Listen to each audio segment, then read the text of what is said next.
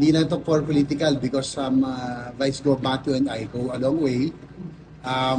We were teammates for a long time sa tournaments ng Federation of Golf. Kasi as you know, si Matt Manotoc is uh, one of the better golfers na hindi nag-pro, no? Almost a pro na yun.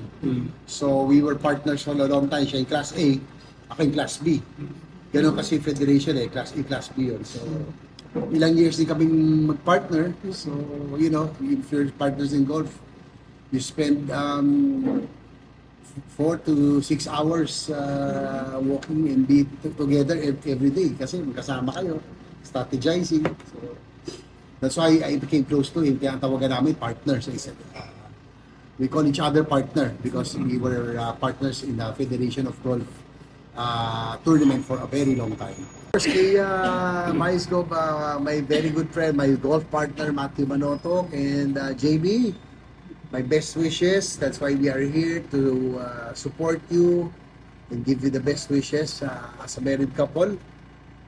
Hindi na ako nandito as a politician. Sabi ko, nandito ako because Matt Manotoc and I go a long way as golf partners, no? So, madalas siya yung sinasave ko And then, siya pala yung Class A, ako yung Class B. So, siguro 80% ng magandang tira kanya, ako 20%.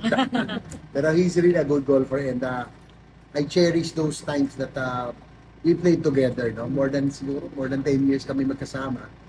So, marami kaming championships na pinagdabanan. So, kaya yung relationship namin, we call each other, as I mentioned, partner, tawagan namin. Marami kaming laban na pinagdaanan, no? Sa golf. He's really one of the best na non-pro. No? Handicap 2 yan, almost pro na yan. Konti na, scratch na.